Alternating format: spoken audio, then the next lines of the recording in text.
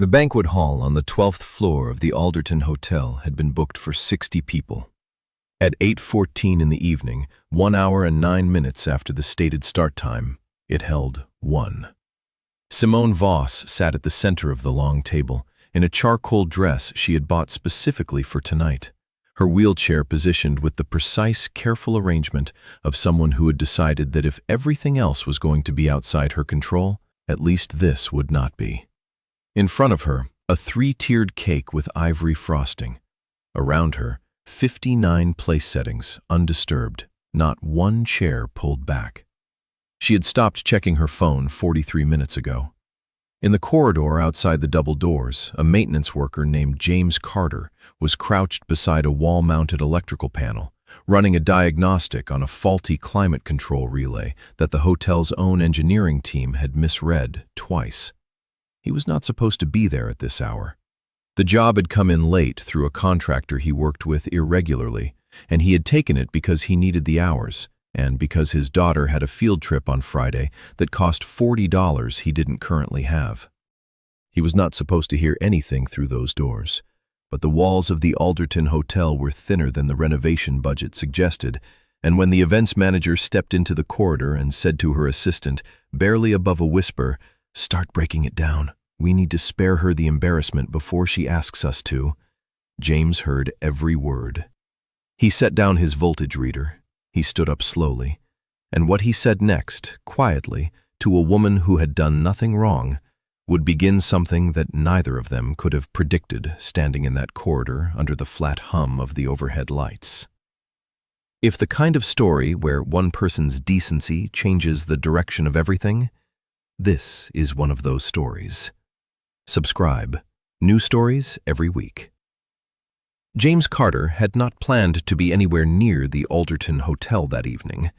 His plan for a Thursday night had been the same as most Thursday nights.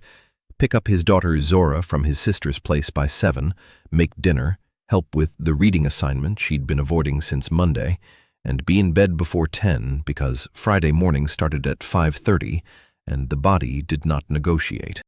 Zora was 8 years old and had her mother's eyes and James's stubbornness, which was a combination that kept him simultaneously exhausted and grateful in a way he had no clean words for.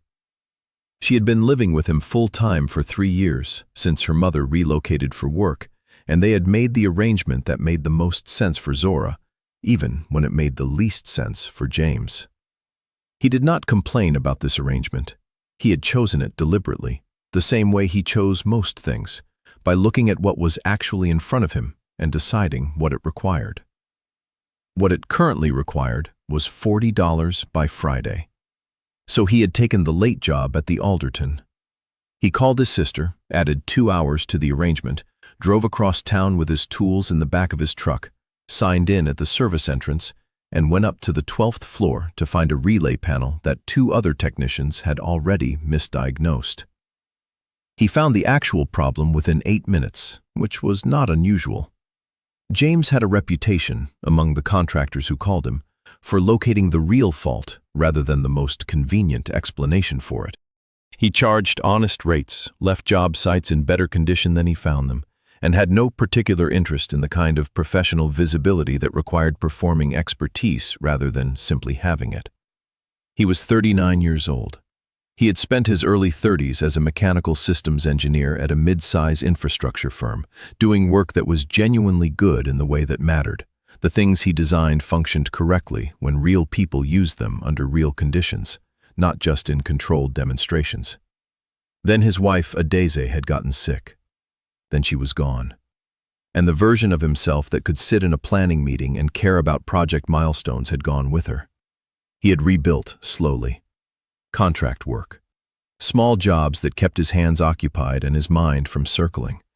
He spoke to Zora's teachers. He made dinner. He called his mother every Sunday. He had not, in 3 years, done anything that qualified as rebuilding his professional life in the way that other people seemed to expect widowed men to do, with visible momentum, with a narrative of recovery, with the kind of forward motion that made other people comfortable. He had simply kept going, which was its own form of momentum, and which he had decided to stop apologizing for. He was not thinking about any of this when he heard the events manager in the corridor outside the banquet hall. He was thinking about the relay panel. Then he heard the words, "Spare her the embarrassment," and something in him, some old, unhurried, stubborn refusal to let a person be quietly disposed of, made him stand up. The events manager's name was Patricia Holm. She had managed banquet operations at the Alderton for 9 years, and, in that time, she had seen every variety of social disaster a hotel ballroom could generate. She had developed a practical philosophy about these moments: move efficiently, speak softly, and make the evidence disappear before the person at the center of it had to confront it directly. She had applied that philosophy tonight without questioning it. 1 hour past the stated start time, with no guests arrived and no communication received, she had given her staff the quiet signal. Break it down discreetly. Remove the outer place settings first. Reduce the visible scale of the abandonment until the room looked less like a ruined celebration and more like a space between events. It was the professional thing to do. She believed this right up until the maintenance worker from the corridor appeared in the doorway. He didn't raise his voice. He didn't make a scene. He looked at the 2 servers who had begun collecting the outermost place settings and said, in a tone that was almost conversational, "Don't clean up her pain like it's something you spilled." Both servers stopped. Patricia turned. He was holding a voltage reader in one hand, a man in a work jacket with no particular authority in this space, looking at her with an expression that was neither aggressive nor apologetic, just level. The expression of someone who had simply decided that this was the moment to say the thing. "She didn't ask you to clear the room," he said. "She didn't ask you to do anything. You're doing this for yourselves, so the hallway feels easier to walk through." Patricia opened her mouth, then closed it. "Light the candles," he said. "Bring her something warm. And ask her, don't tell her, how she wants the evening to go." He turned back toward the corridor and his relay panel. Patricia stood for a long moment with her clipboard pressed against her chest, the corridor humming around her. Then she pushed the banquet hall door open and walked toward the woman sitting alone at the center of the long, white table. Simone Voss had built Canara Systems from a 2-room office in Atlanta with 4 employees and a product idea that most of the people she pitched to in the first 2 years described as either too niche or too ambitious, which she had always found an interesting pair of objections to make simultaneously about the same thing. Canara made assistive communication devices. Not the clinical, institutional kind, the kind that people actually used in their real lives, that worked in noisy environments and outdoor settings, and on days when everything was already harder than it needed to be. The kind designed by someone who had spent years watching people with communication disabilities navigate a world of tools that had been built without them in mind. Simone had started the company because she was that person. She had been diagnosed with multiple sclerosis at 28. The progression had been gradual, and then suddenly not gradual. And the version of her life that existed now, the wheelchair, the particular relationship with fatigue, the careful calibration of energy across the hours of a day, had arrived in pieces over 8 years, each piece requiring a new accommodation and a new reckoning with what she had assumed about her own future. She had responded to all of it by building something. Canara was now 11 years old. It employed 63 people, had distribution partnerships across 14 countries, and had last year released a product line that 3 major accessibility organizations had recognized as the most significant advance in portable AAC technology in a decade. Simone had done all of this from a wheelchair, in rooms that were occasionally not fully prepared for that, with a board that had spent the past 18 months becoming progressively less certain that the woman who had founded the company was the right person to be running it. She had not been certain tonight was a good idea. Her assistant Danielle had organized the birthday dinner 6 weeks ago, 60 guests, people Simone had worked with and known and, in some cases, considered close. Simone had agreed to it because Danielle had made the case that after 18 months of relentless board difficulty and one particularly brutal quarter, Simone needed an evening that was simply about being in a room with people who were glad to see her. That was the argument Danielle had made. The room currently contained 59 empty chairs and one woman who had stopped checking her phone. When Patricia pushed through the door and walked toward her, Simone composed her expression with the specific efficiency of someone who had been composing it since approximately 7:40. "We weren't sure if you needed anything," Patricia said. "I don't need anything," Simone said. Patricia stood for a moment. Then, "Would you like us to light the candles?" A pause. "No." Patricia turned to go. She was almost at the door when Simone said, quietly, almost as if the words had moved without her full authorization, "One. You can light one." James did not join her at the table. Patricia had, without being asked, found him a chair near the service entrance, close enough to be present, far enough not to impose. He sat there, working through the rest of his relay diagnostic, giving Simone the room she needed without abandoning her to complete silence. At some point, he wasn't certain exactly when, he looked up from his notes and noticed her wheelchair. It was a custom model, clearly high-end, with a frame geometry that was unusual in a way that suggested intentional engineering rather than standard manufacture. He studied it for a moment, with the specific attention of someone who looked at how things were built as a matter of professional habit. Then he set down his clipboard, crossed the room, and crouched beside it. "Your lateral support bracket," he said. "Left side. It's about 5 degrees off from where it should be for your shoulder height. You've been compensating with your upper back. You'd feel it across your trapezius by end of day." Simone stared at him. "That chair has not been publicly released," she said. "I can tell by the weld seam on the frame joint," he said.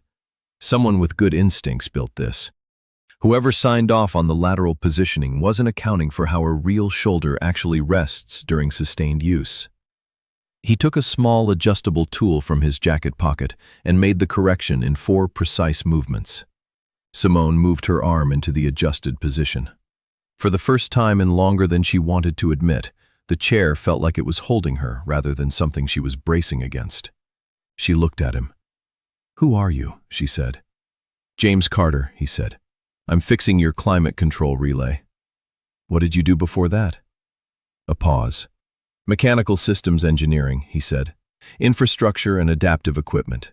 Before that, other things." He did not elaborate. He went back to his seat near the service entrance and picked up his clipboard. Simone looked at the single lit candle in front of her. She thought about the 60 people who had not come. She thought about the message she hadn't sent anyone, the call she hadn't made, the explanation she hadn't offered, because she hadn't known there was anything to explain. Then her phone lit up on the white tablecloth. The message was from a number she didn't recognize. 60 empty chairs are a message.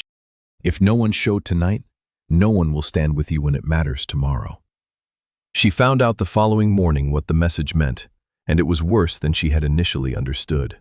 The cancellation had gone out at 4:52 in the afternoon, a message to all 60 invited guests from an email address that differed from her own domain by a single character, the kind of difference that most people receiving an invitation from a known contact would not pause to examine. The message was carefully worded, not dramatic, not hostile. It conveyed, in the measured language of someone who understood how to make a lie feel like consideration, that Simone was canceling the evening due to a health setback and preferred privacy until further notice. The phrase, health setback, had been chosen with intention. Simone understood this the moment she read it. It wasn't an accusation. Accusations could be disputed. It was a suggestion. And suggestions, repeated in enough rooms, had a way of becoming the version of events that people referenced without remembering where they had first heard it. Of her 60 guests, 31 had responded to the cancellation with some variation of course, take care of yourself. 9 had followed up the next morning.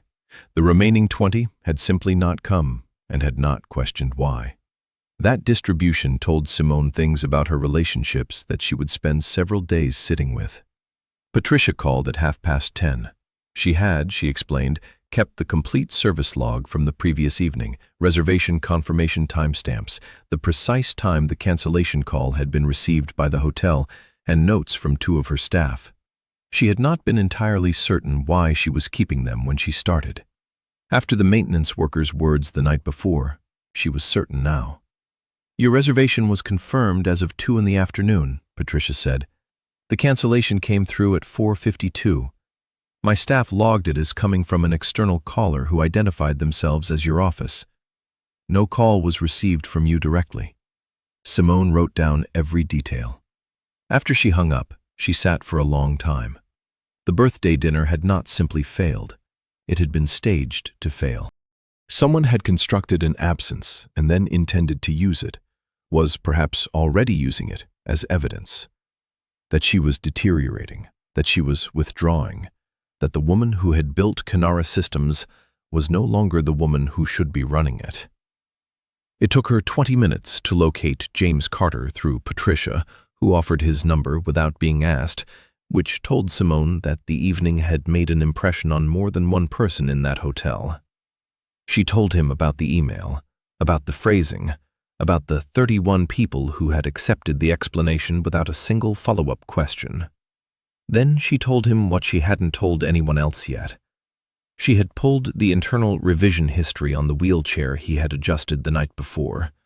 The lateral bracket misalignment he had identified in 30 seconds had been flagged by 3 members of Kinara's own user testing group 7 weeks ago. The flag had been filed under low-priority feedback. It had never reached her desk. A silence on the line. "How many other items in that folder?" James said. Simone looked at the number on her screen. 37, she said. Another silence. "What do you want from me?" James said. "I want you to come in," she said, "as an independent consultant. Look at the products properly.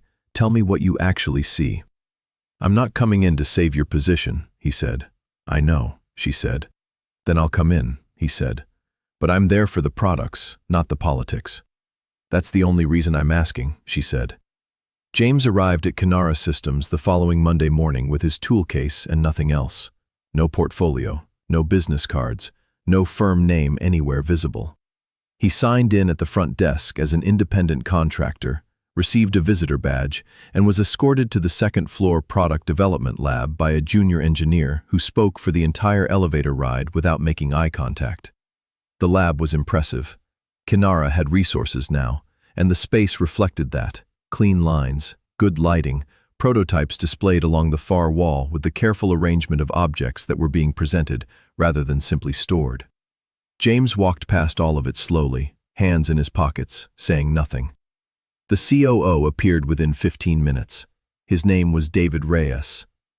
He was the kind of man who filled a room by intention, broad-shouldered, impeccably dressed, with the particular ease of someone who had spent years being the most credentialed person in every space he entered.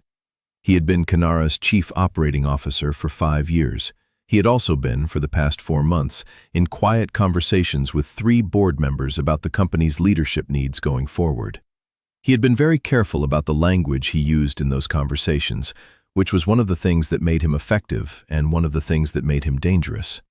He looked at James the way people looked at something they intended to underestimate efficiently.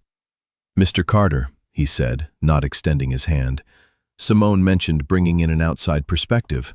I wasn't aware the arrangement had been finalized." "It hasn't," James said. "I'm an observer." "Of course," David said, and smiled in a way that meant the opposite. James requested one thing before touching any of the prototypes. He wanted to watch real users interact with the flagship communication device in an uncontrolled environment. Not a demonstration, not a supervised session. Just people using the product the way they would use it on an ordinary day. The lead engineer looked at David. David looked at his watch. "User sessions are paused until after the investor presentation," David said.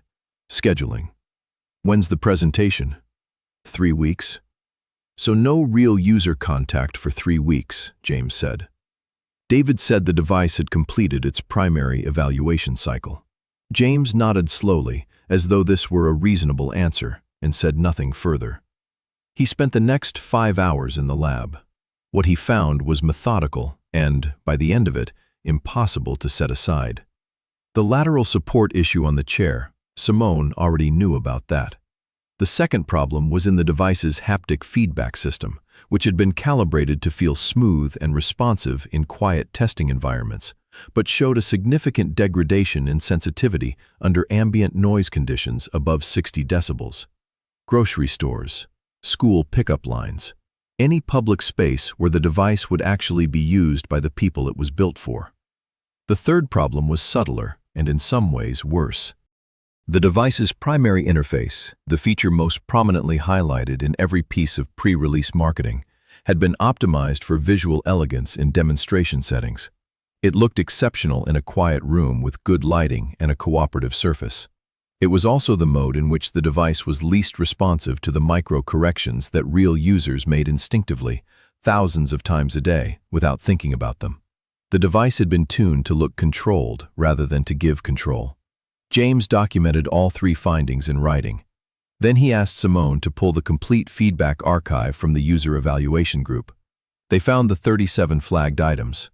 They also found something else, a subfolder created 6 weeks prior, labeled Post-Launch Review, Deferred. It contained 29 additional submissions, negative, specific, detailed, all from real users who had tested the device in their actual lives. None of them had been escalated. This wasn't an accident, James said. Simone looked at the subfolder timestamp. No, she said. It wasn't.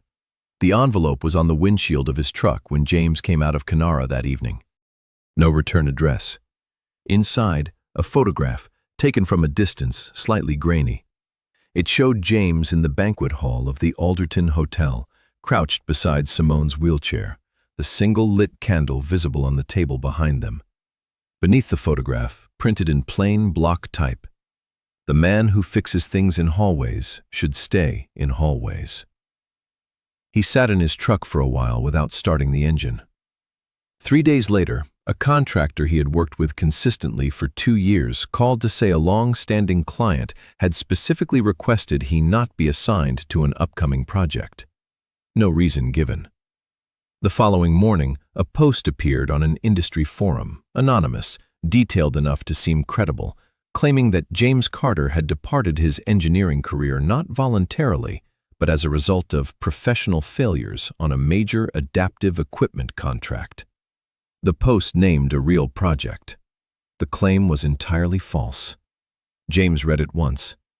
Then he drove to Kenara, returned his visitor badge to the front desk without speaking to anyone upstairs, and left a handwritten note for Simone. "You need someone inside this. I don't belong in that building.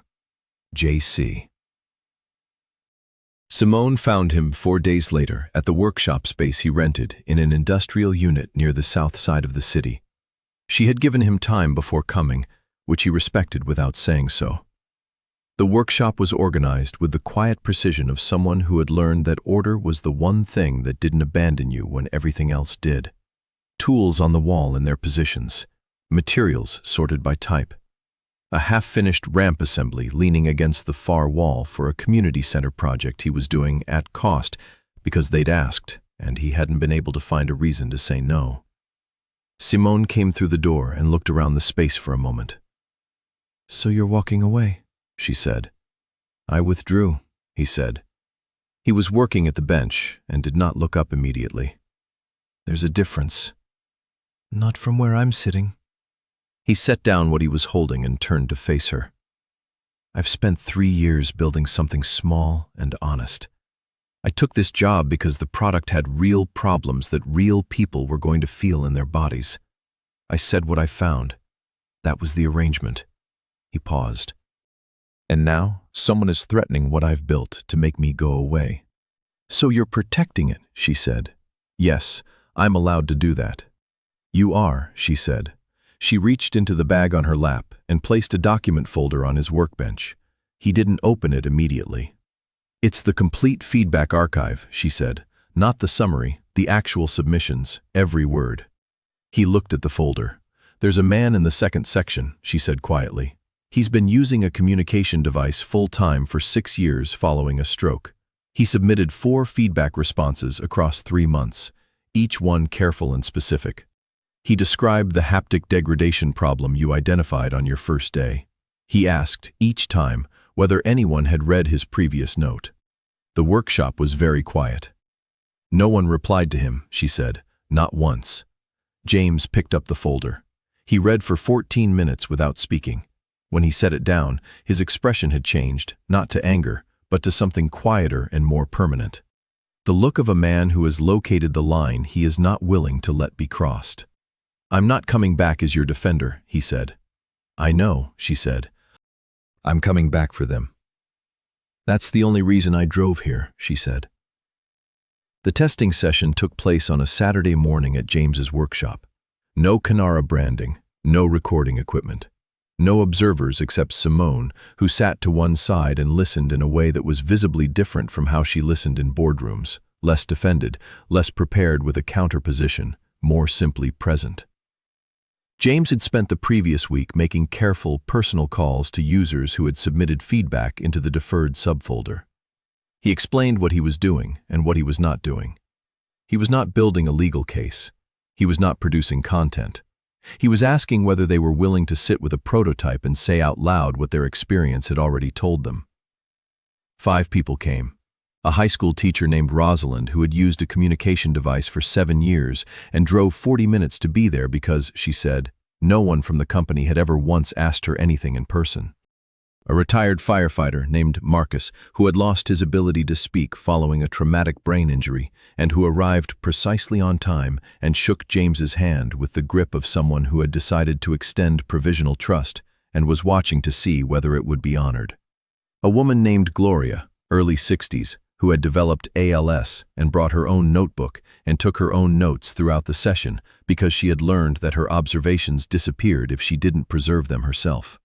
A young man named Darius, 23, who had been using AAC devices since childhood and who had participated in 2 of Canara's official evaluation sessions and had been told both times that his use patterns fell outside the target demographic.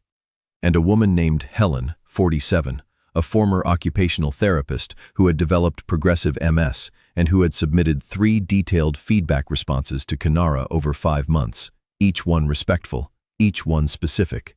None of them ever acknowledged. Simone had called Helen personally to ask her to come.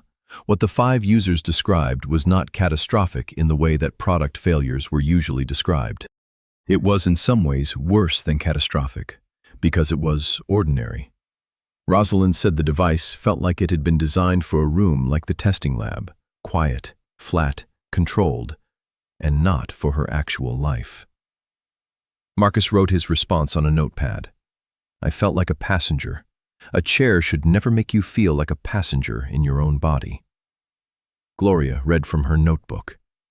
3 specific instances across 2 test sessions where the smooth interface mode had overridden corrections she was trying to make, and she had felt, briefly, that the device was running her rather than the other way around. Darius said the device was beautiful, and that beauty was not nothing, but that he had spent 20 minutes with it and his hands hurt, and he would not use it daily at any price he could afford or any price he couldn't. Helen said simply that she had written 3 times and received no reply, and that she had assumed this meant her feedback was wrong. She had spent weeks wondering what she was missing. She was relieved, she said, to find out she hadn't been missing anything. Simone did not defend the product. She said, "Thank you. I'm sorry we didn't ask sooner." 6 words, not a speech, not a pivot. It landed in the room with the weight of something that had been a long time coming, and everyone present felt the difference between words said for the record and words said because they were true. What happened next took 10 days to build and arrived in a single morning. Patricia, at the Alderton Hotel, sent the complete service documentation, the time-stamped logs, the staff statement, the call record showing the cancellation had come from an external source identifying themselves as Simone's office. A staff member remembered the call specifically because the caller had been unusually precise about the exact phrasing to use in the guest notification. Simone's assistant, Danielle, facing a conversation she had been postponing for 2 weeks, confirmed that she had passed information about the birthday dinner to David Reyes 3 months before it occurred, as part of a broader pattern of reporting she had been asked to maintain. She did not know, she said, that it would be used this way. Simone believed her, and also understood that not knowing how a tool would be used did not fully absolve the person who handed it over. David had also, Danielle confirmed, commissioned an internal assessment 4 months earlier, outlining the strategy for a leadership transition at Kinara. The assessment used the language of organizational wellness and capacity alignment. It recommended a 60-day operational suspension for Simone, framed as a supportive measure, timed to coincide with the investor presentation and the product launch. The goal was to establish a documented pattern of withdrawal and instability before the board gathered. James compiled the engineering findings into a formal report, reviewed by 2 former colleagues whose credentials were unimpeachable. Rosalind, Marcus, Gloria, Darius, and Helen each wrote their own account of the testing experience in their own words, signed by themselves, with no intermediary. Simone sent the complete package to Arthur Ben, the board's longest-serving independent director, 73 years old, a man who had built his professional reputation on the principle that governance was a matter of evidence and that evidence was a matter of documentation, with a 1-page cover letter that contained no demands and no emotional appeals. It ended with a single question. Is this the company we said we were building? The investor presentation was held on a Wednesday afternoon in Kinara's main atrium.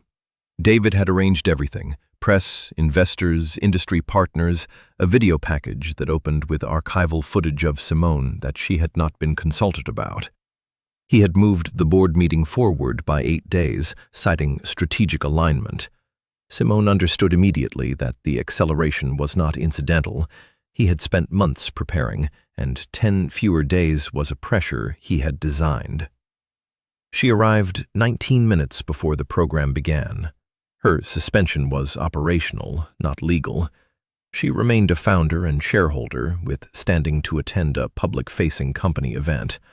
Her attorney had confirmed this the previous week. No one stopped her at the door. David saw her cross the atrium and went still for exactly 1 second before the composure returned. She did not move toward him. She went directly to Arthur Ben, who was standing near the back of the room. "Did you read it?" she said. Arthur looked at her for a long moment. "All of it," he said. "And?" He removed his reading glasses and folded them. "The presentation is paused as of this morning," he said. What followed was not a confrontation. It was a reckoning, arriving quietly into a room that had expected something else entirely. Arthur addressed the assembled guests briefly, citing a product review process requiring additional time. The video package was not played. 2 board members asked David to step outside. He left and did not return. The emergency board session convened the following morning. The internal assessment memo was read aloud in its entirety. The deferred feedback submissions, 66 total, from real users who had tested Kinara's products in their actual lives, were entered into the formal record. The engineering report was confirmed by a board-appointed technical advisor who had spent the previous evening reviewing James's findings and had found them accurate, thorough, and in several places more rigorous than the company's internal evaluation process. The documentation from the Alderton Hotel established that the birthday cancellation had been staged deliberately. Danielle's statement established the 4-month planning timeline. The internal memo established intent. David Reyes presented with a complete record and informed that 4 board members had indicated they would seek his removal, submitted his resignation before noon. He made no statement. The board voted unanimously to reinstate Simone effective immediately, with a formal acknowledgement that the suspension had been initiated on the basis of manufactured evidence. Arthur called her that afternoon. He said one thing that stayed with her. "You asked whether this was the company we said we were building. The answer is that it wasn't. Whether it becomes that company now depends entirely on what you do next." She told him she already knew what came next. Simone returned to Kinara on a Tuesday morning the same way she had always arrived, early, before the building was fully populated, when the corridors were quiet and the day still had the quality of something that hadn't been written yet. She did not make an announcement. She did not schedule a visible re-entry. She went back to work. The first thing she did was establish the User Voice Council, a standing body of 12 people, all of whom were full-time users of assistive communication devices, drawn from the evaluation pool and the broader community. They were given formal authority to review every Kanara product from initial concept through final production sign-off. Not advisory, not consultative, authoritative. Their feedback could not be filed under any deferral category. It was, by policy, the first document on every design review agenda. Helen chaired the first session. She had prepared for it with the same care she had brought to each of her 3 unanswered letters, and this time there was someone in the room whose job was to receive what she said.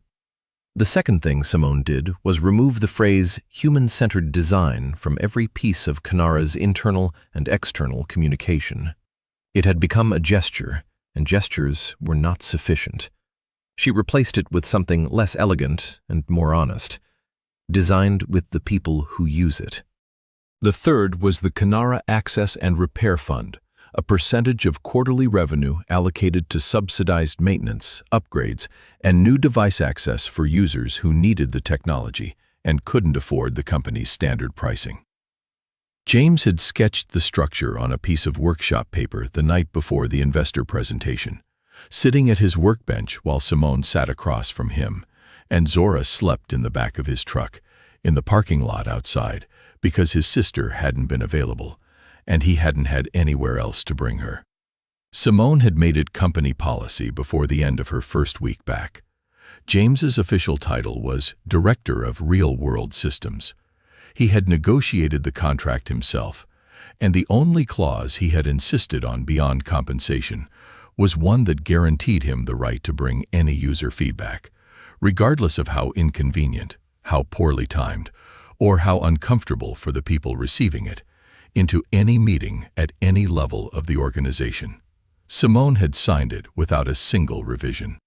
He kept the workshop. He still took outside jobs, smaller projects for community organizations and individual clients, the kind of work that operated on human timelines rather than institutional ones. He had not become a different person because he spent 3 days a week in a glass building. He was still the same man who had crouched beside a relay panel in a hotel corridor, heard something he wasn't supposed to hear, and decided it mattered enough to stand up. He called Zora every evening when he worked late. She was 8 and had opinions about everything and gave them freely, which he found both exhausting and one of the better things in his life.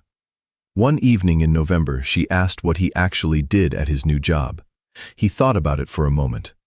"I tell people what they don't want to hear," he said, "in rooms that aren't used to hearing it." She considered this. "Is that hard?" she said. "Sometimes," he said, "but you do it anyway." "Yeah," he said, "I do it anyway." She seemed satisfied with this. She told him her teacher had said something unfair that day, and she needed his advice. He pulled into the parking lot outside his sister's building, turned off the engine, and listened.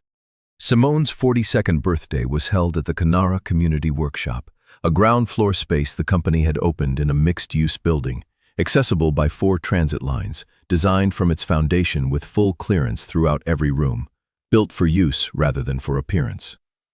The guest list was not curated for influence or assembled for appearances. Rosalind came. Marcus came. Gloria brought her notebook. Darius arrived early and helped James set up chairs.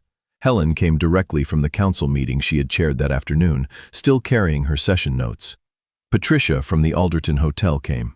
She stood near the door for the first part of the evening, and then gradually, without any particular moment of transition, she was simply part of the room. Danielle came and stayed near the edge of the space for most of the evening. Simone crossed to her at some point near the end of the night, and they stood together for a few minutes, and whatever was said between them was said quietly enough that no one else heard it. And when Simone moved back into the room, something in the way she held her shoulders was slightly different than it had been before. In the corner of the workshop, on a low table near the window, stood one of the banquet chairs from the Alderton Hotel. Patricia had set it aside the night of the birthday dinner, not certain why, sensing it might matter to someone eventually. James had picked it up a week after the board meeting. He had repaired a cracked joint in one leg with a clean splice and stabilized a split along the back rail without concealing it. The chair sat there, repaired, honest, its damage visible in the grain of the wood, not hidden, not displayed, just present. A reminder that what had been left behind could be recovered, and that recovery didn't require pretending the damage hadn't happened. Near the end of the evening, when the gathering had settled into the warm, unhurried quality of a room that nobody was in a rush to leave, James sat down in the old chair, and Simone positioned herself beside him. "How many chairs this time?" he said. She looked around the room. At Helen, who was deep in conversation with two junior engineers about interface calibration in noisy environments, the kind of conversation that would eventually become a design standard. At Marcus, who was showing Darius something on his phone. At Gloria, who was writing in her notebook again, not because anything was disappearing this time, but because some habits were worth keeping, even when they were no longer necessary. At Zora, who had fallen asleep in a chair near the back with her jacket over her like a blanket, her face peaceful in the way of children who have decided the room is safe enough to let go in.